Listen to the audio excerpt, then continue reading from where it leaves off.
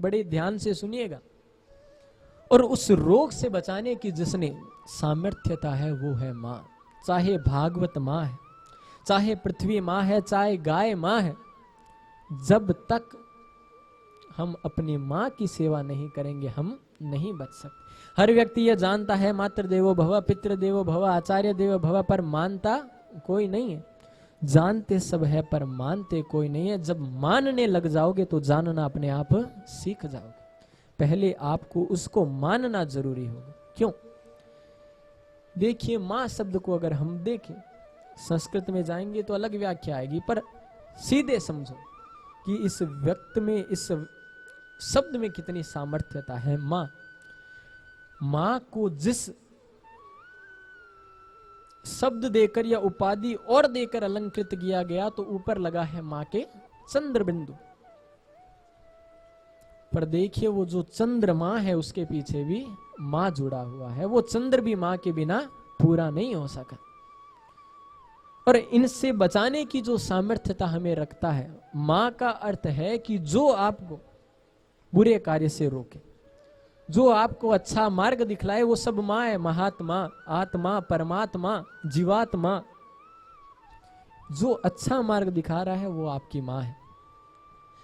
और मां की जीवन में कितनी आपके, देखिए आप स्वयं अपने जीवन पर लेकर देख लीजिए। बाहर से कहीं पर भी आप घूम कर आए, 100 में से 99 लोग होंगे जो घर आके पूछते हैं मां कहाँ है। यानी बाहर से घूम के आए हैं, सब कुछ देखा है, अंदर आते ही पहली शब्द क्या निकली? मां कहाँ है। और भी चीजें दिखती है, सोच और भी, परंतु पहला शब्द क्या गया? मां कहाँ है। जब किसी के जोर की पड़ती है, गिरता है, तो ये नहीं निकलता ओए पापा, यही कहता ओ मां रे, तब भी याद मां आती है। जीवन में मां की इतनी महत्ता है, जो दुख में याद आए वो आपका अपना है। और सबसे पहले दुख में याद कौन आता है? मां, क्योंकि उसने आपके दर्द को अपने जीवन में जाना है। एक व्यक्ति 44 हार्ट बीट से ज्यादा उसके जीवन में दर्द आए तो वो सहन नहीं कर सकता, मर जाता है। पर जब मां अपने बच्चे को जन्म देती है तो 57 पॉइंट का दर्द सहन करती है, जिसमें जीना संभव ही नहीं है, पर वो उस दर्द को सहन कर भी आपको आपकी जीवन देती है। और हमारा अंत प्रश्न एक ही होता है, आपने हमारे लिए क्या किया है? लास्ट प्रश्न हर व्यक्ति का यही होगा कि आपने आज तक हमारे लिए किया क्या है? भाई तू आज बोल रहा है, इतना बड़ा उन्होंने तुझे ही किया है। और ये उनकी गलती थी कि उन्होंने जो किया उसके कारण आज तू ये बोल रहा है। तो जो जीवन को बनाने वाली है, जो जीवन को बचाने वाली है, वो मां है। और उस मां का रूप जीवात्मा और परमात्मा। जीवात्मा को परमात्मा से भी वही मिलाती है, उसका मार्ग भी वही प्रदत्त करती है। अगर आज भी ऐसे रोगों से आने वाले समय में हम बचे रहें तो परमात्मा को अपनाओ। सर्वप्रथम अपनी मां को अपनाओ, उसकी इज्जत करो, फिर परमात्मा की इज्जत करो। एक बेटा अपने हाथ पर मां गुदवा कर, एक बेटा अपने हाथ पर मां गुदवा कर मां से वृद्धा आश्रम में मिलने जाता है कि दिखाने के लिए तो हाथ में मां खुदाए हुआ है, बंदा मां से कितना प्रेम करता होगा। और मां से मिलने कहां गया है? वृद्धाश्रम। यह उसका दिखावा है लोगों को व्यक्त करने के लिए, पर अंदर कुछ और है। भाई माँ बाप, हाँ माँ बाप को मैंने ही तो रख के रखा है, मेरे साथ ही तो रहते हैं। भाई तेरी सबसे बड़ी भूल है वो है तो तू रखा हुआ है, उनके कारण तू है, तेरे कारण वो नहीं है। माता पिता को तो भाई अब देखो बड़ा हो गया तो उनका तो मैं ही रखूंगा, और कौन रखेगा? तू उनको नहीं रखा। हर व्यक्ति अपना भाग्य लेकर आता है, हर व्यक्ति अपना जीवन भी लेकर आता है, पर कोई किसी को रखे यह उसकी श्रेणी नहीं। उसने तुझे जीवन दिया इसलिए तू आज उनको रख पा रहा है। और अगर मां की सेवा करेंगे, परमात्मा की सेवा करेंगे, प्रकृति मां की सेवा करेंगे, भागवत मां को अपनाएंगे, तो मैं आशा करता हूं जीवन में ऐसा कोई कष्ट कभी आ नहीं पाएगा। और सभी का अपना भाग्य है। आज बीकानेर का भी भाग्य देख लीजिए, हम स्वच्छंद दुनिया में दूसरों के बजाय, दूसरों के अलावा आज हम स्वच्छंद जी रहे हैं। क्यों? क्योंकि हमारे बीकानेर को भी ऐसी ही माओं के द्वारा 2 ऐसे वीर सपूत प्रदान किए गए जिन्होंने आज इस शहर को संभाल के रखा है। मैं उनकी तारीफ करता हूं इस मंच से और उनको बहुत बहुत साधुवाद करता हूं। क्यों? क्योंकि आज मैं ये कह रहा हूं तो उनके कारण, क्योंकि आज हमारा शहर उन्हीं के कारण से स्वतंत्र पूर्ण रूप से घूम रहा है, घर से बाहर निकल पा रहे हैं। बीकानेर के ऐसे माननीय कलेक्टर महोदय, मैं अपनी भागवत में आज 3री या 4थी बार उनका बखान कर रहा हूं, इससे पहले भी 2 बार कर चुका हूं। क्यों? ये साफ पूर्ण रूप से वर्जित होता है कि आप भागवत के माध्यम से किसी राजनीतिज्ञ, सेवा इत्यादि का वर्णन नहीं कर सकते, पर उस व्यक्ति का वर्णन कर सकते हो जो अपनी चिंता छोड़कर आपकी चिंता के लिए रात को भी तैयार रहता है। ऐसे बीकानेर के माननीय कलेक्टर महोदय श्री कुमार पाल जी गौतम और बीकानेर के हमारे श्री एसपी महोदय, जो आज भी अपनी सेवा देने के लिए रात्रि को भी निकल कर जाते हैं। लोग कहेंगे उनका काम है, भाई काम है तो भी व्यक्ति काम भी अपना ढंग से नहीं करता, काम में कह देगा सुबह जाएंगे, पर उनको इस शहर की चिंता है, अपनी चिंता नहीं है, शहर की चिंता है, इसलिए रात को भी दूसरों की रक्षा के लिए निकलते हैं। और उन्हीं के कारण आज बीकानेर बहुत जल्दी स्वच्छंद और स्वतंत्र हो पाया है कि हम बड़े आराम से विचरण कर पा रहे हैं, आनंद से घूम रहे हैं, हमारी आवश्यकताओं की पूर्ति हो रही है। वरना आपने देखा होगा कि हमारा देश और अन्य देश भी आज कितने कष्ट में, और इस कष्ट से अगर हमें दूर निकलना है तो प्रकृति के हास को रोकिए, घर में पेड़ पौधों को स्थान दीजिए, पेड़ पौधे लगाइए। और जीवन में कोई जरूरी नहीं कि आप बाजार जाओ, पालसिया लाओ, घर में अगर कोई बर्तन है बड़ा तो वही रोज जाकर अपनी छत पर तो रख सकते हो, कम से कम इतना तो काम कर सकते हो। और किसी व्यक्ति के मन में होती है मेरे पास समय नहीं है, तो जो व्यक्ति सेवा करता हो उसे वह कार्य सौंपे कि भाई मैं तो नहीं कर सकता, समय नहीं है, पीड़ा है, तू ये ले, तू ये काम कर, श्रद्धा कर, आगे से आगे दान कर, मैं तेरे साथ। तब भी उसका पुण्य आपको ही मिलना है और उससे ज्यादा मिलेगा। हो सके उस व्यक्ति ने अपनी सेवा दी हो पर कर्म आपका था। तो प्रकृति के हास से बचे, जल की हानि होने से रोकेंगे। ये जरूरी नहीं आप भागवत में आओ, ज्ञान लेके जाओ, धुंधकारी कौन था, प्रहलाद कौन था, हिरण्यकश्यप कौन था, मत जानो, पर जीवन में एक संकल्प जरूर यहां से लेकर जाओ। एक बात अपने मन में जरूर बैठा के जाओ, ये गलती आज के बाद नहीं करूंगा। हो सके 10 दिन लगे, 15 दिन लगे, महीना लगे, साल लग जाए, पर आप उस गलती को अपने आप छोड़ दोगे क्योंकि मन में ये इच्छा जागृत हुई।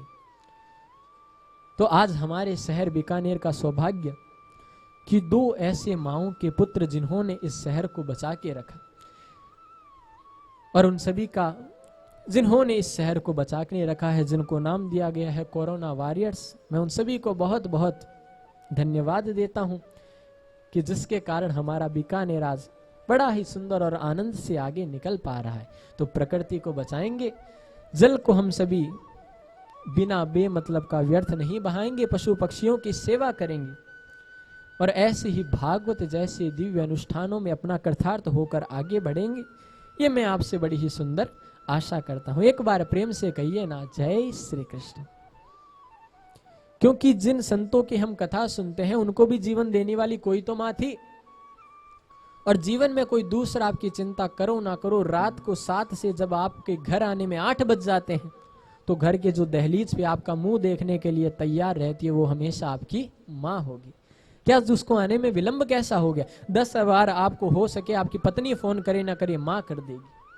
हो सके पत्नी को चिंता हो सकती है, कोई गलत बात नहीं है, पर मां उससे ज्यादा चिंता करेगी कि आज उसको आने में लेट कैसे हो, आज वो अभी तक कैसे नहीं आया, क्या हो गया। और घर पे आने पे आपको 15 प्रश्न पूछने वाली आपकी मां ही होगी।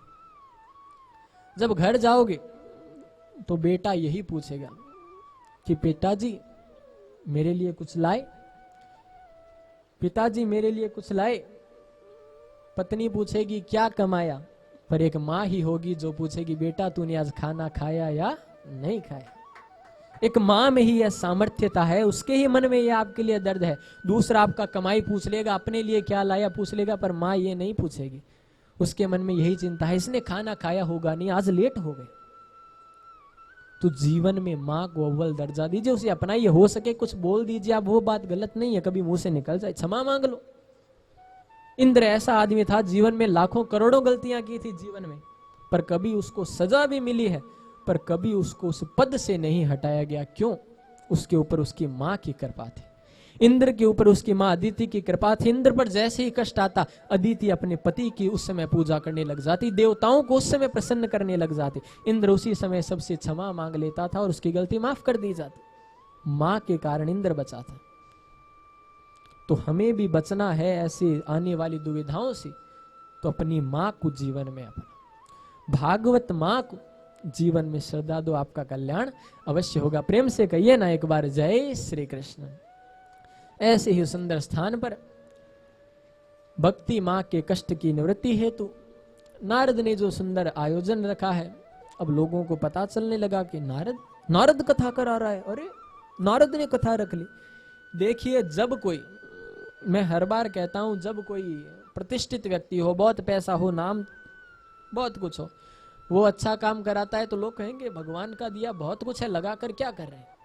पर जब कोई निर्धन व्यक्ति, जब कोई सामान्य परिवार का व्यक्ति अच्छा काम कराता है तो वहां 1000 लोग देखने के लिए पहुंचते हैं, इसने कैसे करा, ये तो करा ही नहीं सकता। 10 आपकी बुराई करने वाले होंगे, 15 आपको उसमें सोचने वाले होंगे, इसने कैसे किया, इसके पास पैसे कहां से लाया, ये कैसे किया, वो कैसे किया। पर जब आप उस काम को कर गुजरोगे, तब आपके लोगों के जीवन में भी यह बात आ जाएगी कि इसने यह कार्य किया है। करके दिखाना पड़ता है। जो जीवन में बातें मारने लग जाता है, मैं ये कर लूंगा, वो कर दूंगा, ये मेरा है, वो मेरा है, 10 साल बाद ये 15 साल बाद ये, वो कभी कुछ नहीं कर सकता। कहना अलग है और करना अलग है। अब जीवन में ये बात कह सकते हो 10 साल बाद मेरा ये होगा, पर आई एम दिस टुडे, आज मैं ये हूं, कल मैं वो हूंगा, ये बात कहना सबसे गलत है। जो बोलता है वो कर नहीं सकता, जिसको करना रहता है वो बोलता नहीं, वो करके ही बोलता है कि ये लो हो गया। यह सबसे बड़ी बात है। तो जीवन में करो, बोलो मत। जिस दिन आप बोलने लायक हो जाओगे, आपके सुनने वाले बहुत होंगे, पर कोई सुनने वाला नहीं है, हम बोल रहे हैं ये कर लेंगे, वो कर लेंगे, तो कोई अर्थ नहीं निकलता। जीवन में व्यक्ति को सबसे पहले अपने आप को तीर मारना पड़ता है, फिर वो निशाना साध सकता है। मतलब पहले अपने आप को जब तक आप कष्ट नहीं दोगे, आप इस बात को समझ नहीं पाओगे कि वो करने वाला क्या हूं और क्या हो रहा है। जाग के पावना फटी विवाई, वो क्या जाने पीड़ पर आए। सबसे पहले अपने ऊपर आजमाना जरूरी है। तो नारद ने सर्वप्रथम अपने ऊपर ही आजमाया, स्वयं ही यजमान बन गए। अब लाखों की, हजारों की होते हुए लाखों भीड़ पहुंच गई, नारद कथा करा रहे, अरे चलो चलो देखते हैं नारद कैसे बैठेगा। सब वहां पहुंच गए, बड़े प्रेम आनंद से सब नारद जी बैठे हैं। अब भक्ति देवी तो कैसे आवे। देखिए यहां पर 2 बड़ी ही विस्मयी बातें हैं। कथा कहां हो रही है? हरिद्वार के घाट पर। यह बात साथ में लेकर चलिएगा। कथा हो रही है हरिद्वार के घाट पर और भक्ति बैठी है वृंदावन में। वहां पर उनके लिए 3 आसन लगाए गए हैं और मन से विचार किया गया है आप यहां आकर बैठे, यहां पर आकर आप बैठिए और आनंद से इस भागवत का रसास्वादन कीजिए। वो वहां पर आकर बैठ गए और आनंद से उस ग्रंथ का रसास्वादन भी कर रहे हैं मन से। जब मन जल जाता है, जब मन को हम किसी कार्य में लगा देते हैं तो वो पूर्ण होता है। प्रेम से कहिए ना, जय श्री कृष्ण। मन होना जरूरी है। तो बड़े आनंद के साथ में वहां पर वो बैठकर कथा चल रही थी। नारद जी बड़े प्रेम से कथा सुन रहे थे और भागवत के बारे में यह कहा गया है कि शंका मन में मत रखो, ये काम कैसे होगा, ये कैसे करूंगा, ये क्यों हुआ, ये कैसे हुआ, ये शंका जीवन में मत लाओ। जब जीवन में आप शंका लेकर आओगे वो काम नहीं होगा, आप कंफ्यूज हो जाओगे और मारे जाओगे। एक बिल्ली सड़क पार कर रही थी, सड़क आधी ही पार हुई थी कि सामने से एक कार आ गई और तो किसी ने कहा भाई बिल्ली सड़क पर थी, बीच मार्ग में थी, तो कार ने उसको कुचल दिया। ना जो बिल्ली थी ना वो मरी है, ना जो कार ने मारा है वो बिल्ली मरी है। बिल्ली क्यों मरी? बिल्ली के मरने का कारण था कि वो कंफ्यूज हो गई कि मैं उस ओर जाऊं या वापस पीछे जाऊं। दूरी उतनी ही तय करनी थी पर कंफ्यूजन हो गया, इधर जाऊं या उधर। उस शंका ने बिल्ली को मार डाला। तो जीवन में शंका मत रखो, शंका बताओ। आपकी भी शंका हो तो लिख के पूछ सकते हो। तो ऐसे ही उनके जीवन में यह शंका थी नारद जी की। हाथ खड़ा कर दिया। सनत कुमारों ने कहा हाँ नारद बोलो क्या बात है। कहा भगवान कोई मतलब जैसे भक्ति देवी के कष्ट की निवृत्ति कर रहे हैं। अच्छा व्यक्ति कथा सुनकर मोक्ष प्राप्त कर ले, कोई बड़ी बात नहीं, भागवत बहुत बड़ा ग्रंथ है, सबको मुक्ति देता है। पर जिस व्यक्ति ने जीवन में किए ही बुरे कर्म हो, अच्छे कर्म से जब कभी उसी का वास्ता ही ना ही रहा हो, उसका भागवत मुक्ति दे सकती है क्या? जो क्रोधाग्नि में सदैव जलता रहा हो, जिसकी बुद्धि कुटिल हुई हो, क्या भागवत उसका कल्याण कर सकती है? ये मानवा सदा सर्वदा दुराचार रता, कि ये मानवा, ये मनुष्य सदा सर्वदा सदैव हमेशा दुराचार रता, दुराचारता से पीड़ित रहा है। और क्रोधाग्नि कुटिलासानी, क्रोध अग्नि में हमेशा जलता रहा है, कुटिल सदैव से रहा है।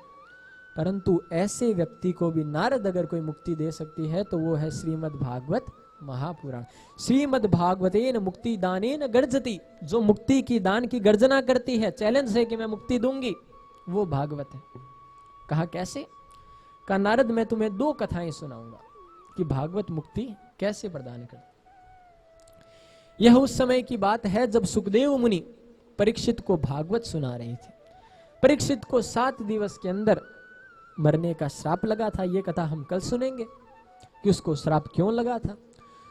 तो परीक्षित को जब वह इस ग्रंथ को सुना रहे थे तो हे नारद, उसी समय देवतामृत कलश लेकर आ गए, सुखदेव जी के आगे किया और कहा एवं विनिमये जाति सुधा राज्ञा प्रपीयताम प्रपश्यामो वयम सर्वे श्रीमद्भागवता कथामृतम।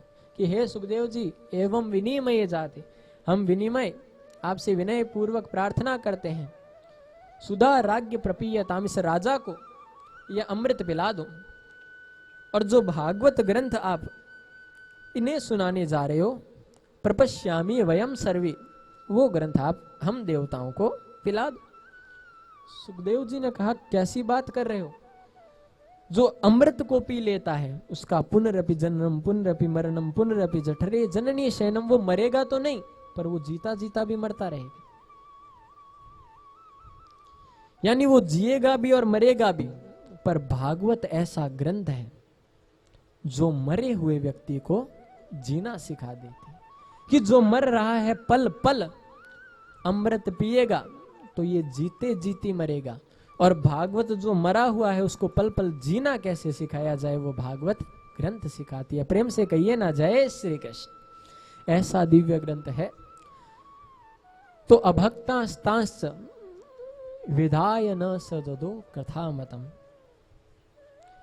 कि अभक्त जानकर उनको भागवत नहीं दी गई। देवताओं को सुखदेव जी ने अभक्ता माना क्योंकि परीक्षित ने मना कर दिया कि जो अमृत मुख से प्रवाहित होकर मेरे जीवन में आने वाला है, जो मेरे जीवन का कल्याण करने वाला है, मैं तो उसी अमृत को अपनाऊंगा।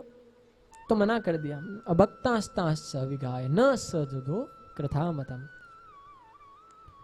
तो देवता इधर डोलते उधर डोलते जाते जाते ब्रह्मा के पास पहुंचे। कहा भगवान ये क्या बात है, उन्होंने हमारी बेइज्जती कर दी।